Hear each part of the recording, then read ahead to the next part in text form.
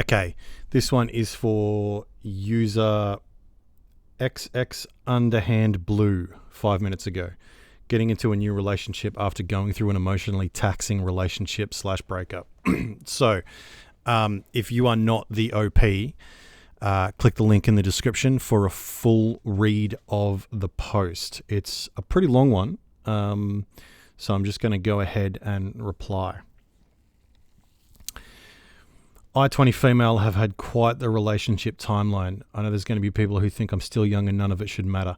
Okay, first of all, you are still young, but that's probably why it matters more. Because what happens is when we're young, the relationships young people have a lot of shit thrown on them, but they don't have the context and the experience to be able to pass that out, to be able to separate the good from the bad, and they don't have the experience to know what matters and doesn't matter.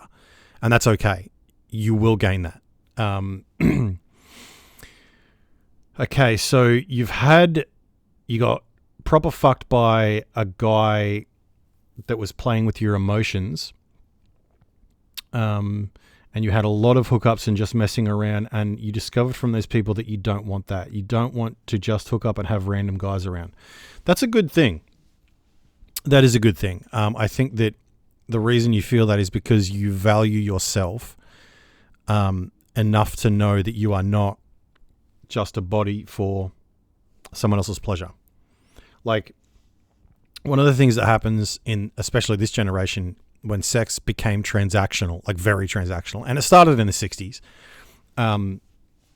with the free love movement and all that. And so you have grown up, and I grew up in the same kind of milieu, as the word goes. I grew up in the same kind of environment in which it was more common for people to want to have transactional sex to, get experience under their belt, whatever it is, than it was for them to seek out a relationship and a sexual relationship with someone that they can love, trust, have a real connection with. Okay. So I've read this whole thing. Now, it seems like this guy is a decent guy and you're looking for ways to not fuck it up. Okay. I'm going to give you a couple of tips. And I say this in every video. Okay. Number one, the first thing you need to do is you need to write down what you want in a relationship, any relationship, not just this relationship, but any relationship. And the reason you need to do that is because that will be your compass. Okay. When things are going hard, when things are getting strained, because they will, and they do with every relationship, it doesn't matter. Okay. You are going to need a compass that you can look at and point you in the right direction. Okay. I said to my girlfriend that one of the reasons I really like her is because her compass is pointed north and she tries to do the best thing. She tries to get to the same goal that I'm getting to, which is to maintain a healthy relationship. And so I just think that if you can do that, that will assist you a lot. Now, also write down what you don't want. And what I would like to see you do is I would like to see you write down some of the experiences that you've had that are distasteful to you, that you didn't like, and also the underlying feelings. Okay, so what you don't want is a guy that's going to play games. What you don't want is a guy that doesn't know what he wants. What you don't want is a guy that's airy-fairy and being passive-aggressive or being immature or being non-committal or being any of those bad things that people, like most people know this, okay? You don't want a guy that's going to speak very crudely around your friends and your family. You don't want someone who doesn't respect you. You certainly don't want a man that sees physical violence as a way to solve problems and win arguments. Like, those are just some examples of that right now. This guy doesn't appear to have those traits, but the reason that I'm telling you to write down things that you don't want is because as you get to know him, he will have traits that you don't like. That's just a fact. It will happen. I have traits that my girlfriend doesn't like, and she has traits that I don't like, but that's okay because they are not ones on my list. Okay. Those bad traits are not the traits that are deal breaker traits. Okay. So you need to know what you don't want as well.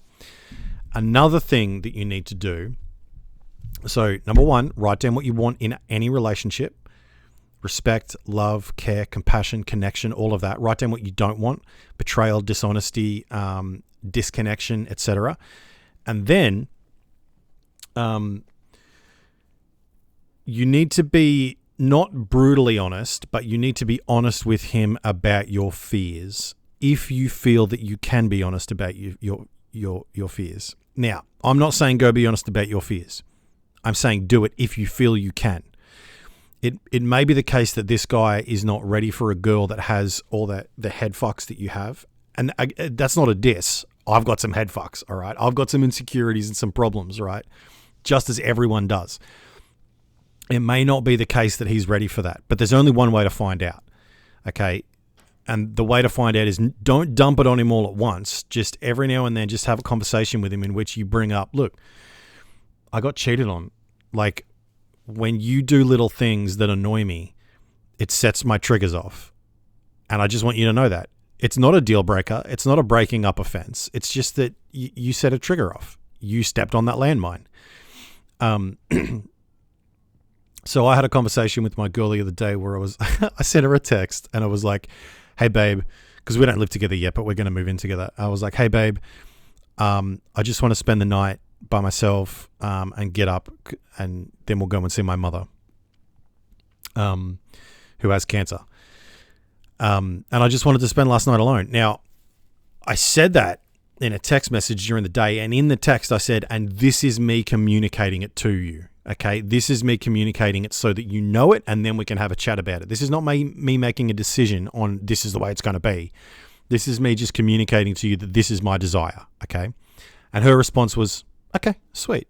You know, thank you for including me in the decision-making process. So I think you have to have something like that in which if you trust him, or if you're willing to trust him, this can be, you can build a good foundation on which a relationship can stand. And he needs to be able to handle that. He needs to be able to have hard conversations, because these are going to be hard conversations. I'm just telling you now. You need to be able to be vulnerable. I'm not saying you need to be vulnerable with him. You need to be able to be, and that's part of his responsibility. He has the responsibility to allow you to be honest with him so that he can then moderate his behavior along those lines. Now, I try my hardest not to do this because I don't want to screw this up. You don't have to try your hardest not to do this. Just be honest about it, okay? And then when shit goes wrong, just tell him, look, I'm sorry. I'm sorry that happened. I'm sorry that I'm really hot right now. Like my temperature and my temper is really up, but it was just a trigger. I'm sorry. Give me 5 minutes. I'll cool down and then we'll come and have a talk. He's not a very good texter. Neither am I. I fucking hate texting. For me, texting is for communication, not conversation. Like, you do not want to have a deep conversation over text. And those that do find themselves in sticky puddles of shit. That's what happens. And we talk on the phone too almost every night, but we're just better in person. 100%. I 100% agree. That's like me and my missus. I had a conversation with my girl on the phone yesterday, and we were about to start talking about a financial issue, about how much we would pay for something. And I said, okay, it seems like we're about to disagree, but let's not do it on the phone. Let's do it in person tomorrow in the car when we're driving, okay? Because I don't want to have this disagreement on the phone where she can't see my face and I can't hug her or kiss her afterwards, and I can't make her feel like she matters to me. All she hears is the disagreement, but she doesn't hear that I love her. She doesn't see, she doesn't feel. You know what I mean? So, I can't see him all the time because I have no car and he lives 45 minutes away. How can I overcome my trust issues and fears and not let it completely dictate how I'm feeling all the time? Okay, that's just a process. It's a process of learning yourself. Write down your behaviors. You know, watch yourself for a week, and when something triggers you that he does, write it down. So then number one, you can identify it, and then you can communicate that to him. You got to remember, men are not that quick on the trigger when it comes to emotional intelligence. We are not that smart. Some of us are. Some of us are like really good at noticing when our woman or our man is in a position where they don't know what they're feeling, and they're a bit insecure. Some guys are really good at that, but most of us are pretty simple, and most of us can't read minds. And so you need to be able to be honest with him in terms of telling him what the issue is to the best of your ability, and also saying, look, I don't know. I don't know is okay. You not knowing is okay. Him not knowing is okay, as long as you two are focused on each other, as long as his compass is pointed north and your compass is pointed north, and then you can go to the same goal, okay? My fingers are doing camera anyway. You have to be aimed at the same goal, right? Now, you two have to decide what that is together. It can't be just him laying down the law and you have to obey. That's tyranny. And it can't be just you laying down the law and him obeying. That's slavery, okay? And I'm not a tyrant, and I'm not a slave. I am my girl's equal, okay? So essentially, to end this off, write things down and know yourself. Don't be afraid to get to know yourself and let him know you, as long as he's willing to get to know you without judging you and casting judgment. I'll give you an example quickly before I finish this video. When I was 24, my girlfriend informed me, I'm 32 now. When I was 24, my girlfriend informed me that she had chlamydia at one stage in her life. And I had a bad reaction to that. And she felt judged, as she should have, because I was a fucking idiot, right? And so then a couple of years later, I got chlamydia. I took 2 pills and it went the fuck away, right? And so I was a fool. And it may be the case that this boy in some areas of his life is a fool, and that's okay, as long as he's willing to acknowledge the fact that he loves you, you love him, and you're willing to work together. I hope it goes well, and I hope this video has helped. Have fun.